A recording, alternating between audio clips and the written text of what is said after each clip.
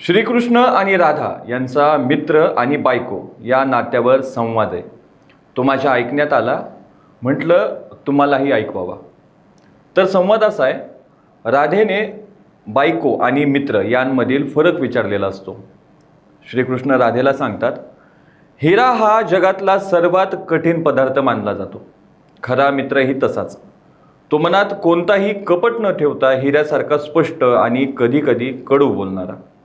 अंधारात जसा हिरा जास्त चमकतो, तसाच आयुष्यात जेव्हा संकटांचा अंधार येतो तेव्हा मित्र नावाचा हिरा आपल्या पाठीशी खंबीरपणे उभा राहून मार्ग दाखवतो. तो सहजासहजी तुटत नाही. आणि बायको म्हणजे सोनं. सोनं हे मांगल्याचं, समृद्धीचं आणि शुद्धतेचं प्रतीक. पत्नी घरात येते तेव्हा ती सोन्यासारखं घर, सोन्यासारखं लख्ख करून टाकते. सोन्याचा स्वभाव लवचिक असतो. त्याला हव्या त्या दागिन्यात घडवता येतं. पत्नी ही लग्नानंतर स्वतःला नव्या कुटुंबात, नव्या नात्यांत सोन्यासारखीच सामावून घेते. संसार कितीही कठीण असला तरी ती प्रेमाने सगळ्यांना एकत्र बांधून ठेवते.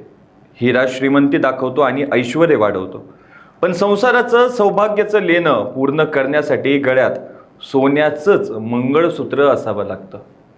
आयुष्यात हिऱ्यासारखा एक जरी मित्र असला तरी नशीब उजळतं, आणि घरात सोन्यासारखी बायको असेल तर संपूर्ण आयुष्यच समृद्ध होतं.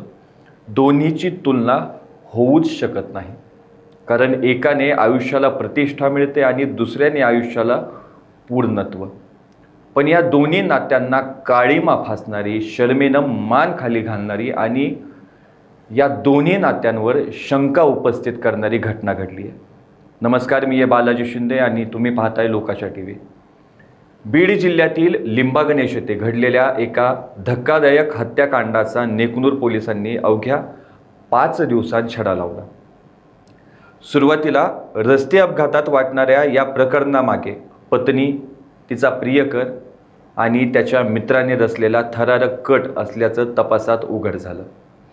पती किरण सोनवणे यांची गळा आवळून हत्या करण्यात आली होती. त्यानंतर हा प्रकार अपघात असल्याचा बनाव करण्यासाठी मृतदेह दुचाकीखाली दाबून रस्त्याच्या कडेला टाकण्यात आला होता. या प्रकरणी पोलिसांनी मृताची पत्नी प्रियंका सोनवणे, तिचा प्रियकर दशरथ परदेशी आणि त्याचा मित्र धीरज जेडे यांना अटक केली असून तिघांनाही पनवेल येथून ताब्यात घेण्यात आले. काही दिवसांपूर्वी किरण सोनवणे यांचा मृतदेह संशयास्पद अवस्थेत रस्त्याच्या कडेला आढळून आला होता. त्यांच्या अंगावर दुचाकी पडलेली असल्याने सुरुवातीला हा रस्ते अपघात असल्याचा अंदाज व्यक्त करण्यात आला. मात्र घटनास्थळावरील परिस्थिती आणि मृतदेहावरील खुणा पाहून पोलिसांना संशय आला.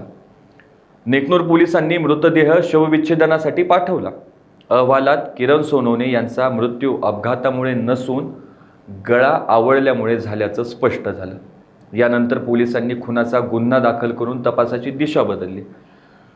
तपासादरम्यान पोलिसांनी मृताची पत्नी प्रियंका सोनवणे हिच्या हालचाली आणि संपर्काची माहिती तपासली. त्यावेळी तिचे दशरथ परदेशी याच्यासोबत प्रेमसंबंध असल्याचं समोर आलं.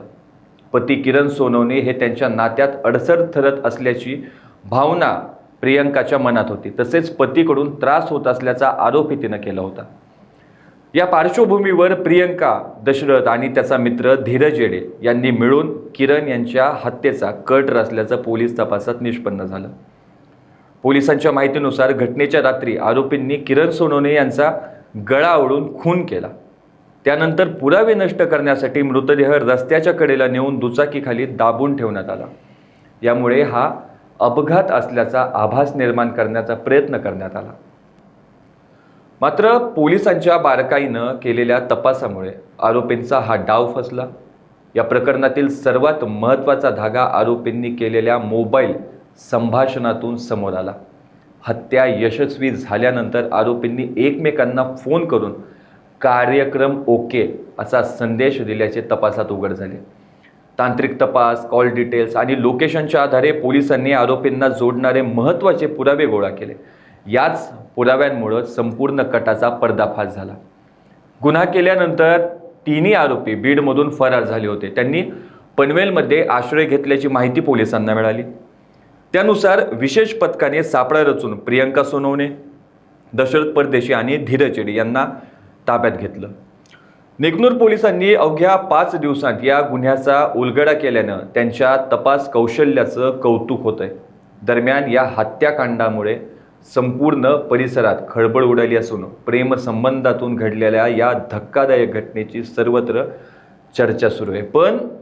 पण या सर्व प्रकरणात नात्यांमधील विश्वास मात्र नावापुरताच राहिला आहे. अशाच ताज्या अपडेटसाठी लोकाच्या टीव्हीला सबस्क्राईब करा आणि लाईक करायला विसरू नका.